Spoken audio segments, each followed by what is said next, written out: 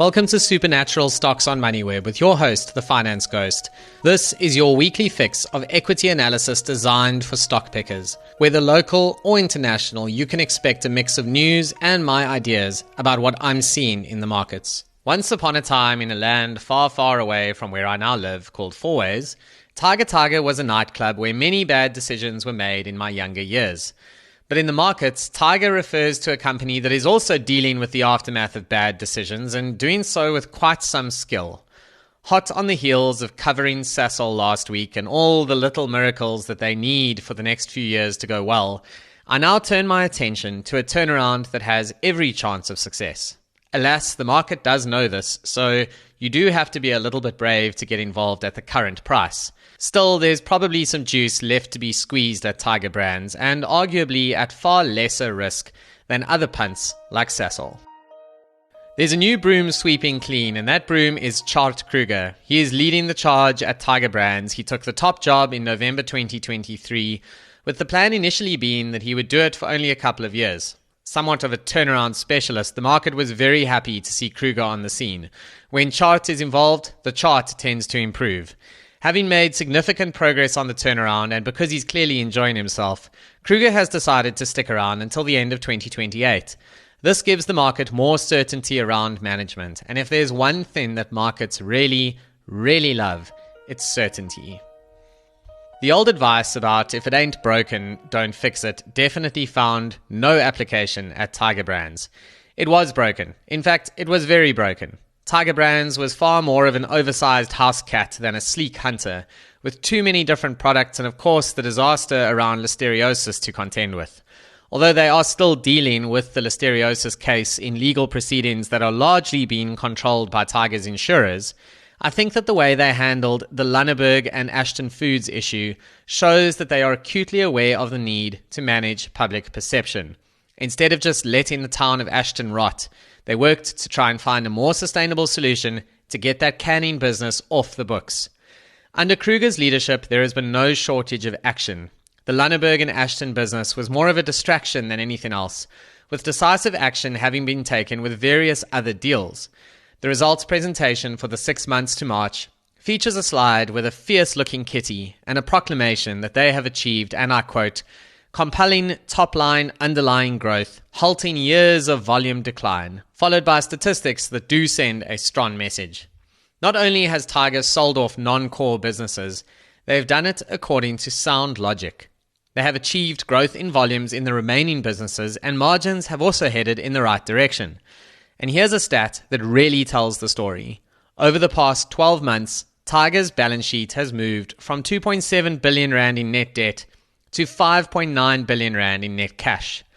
I must say I am always skeptical of turnarounds, and it takes a lot for me to invest in them because they are really difficult to get right.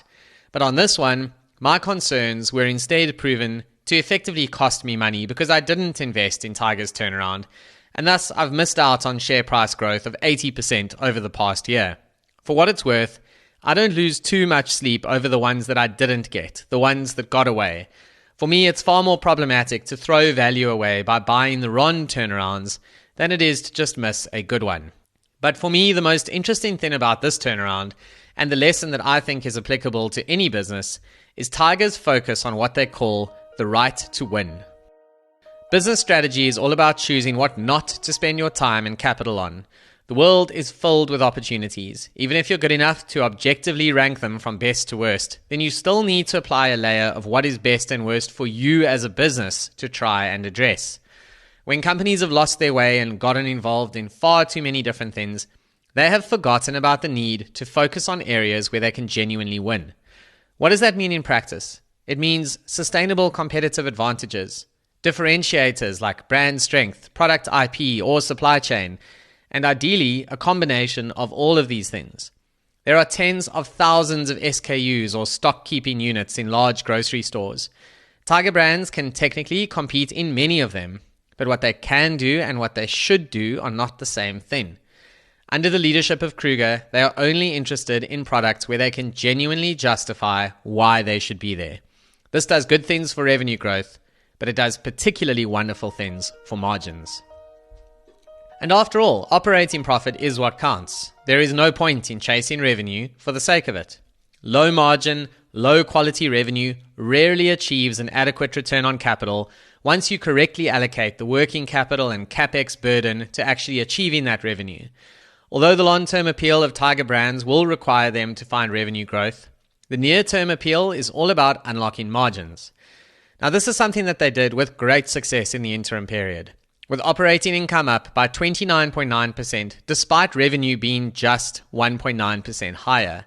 If you dig deeper, you will find impressive moves like a 37.3% increase in operating profit in milling and baking despite revenue growth of just 0.4%.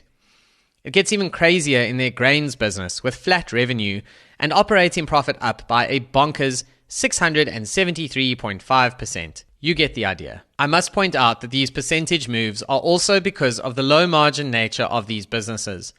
Much like in the poultry industry as an extreme example of this, single-digit operating margins can move significantly in percentage terms if there's just a modest change in gross margin, or even in some of the operating expenses. For example, if you're on a 5% operating margin and your gross profit margin improves by, say, 50 basis points, your operating income is going to be 10% higher, all else held equal, of course. Kruger knows this, and so does the market, which is why you can see Tiger Brands achieving this kind of profit growth without much in the way of revenue growth at the moment. Of course, the question now is, where to from here?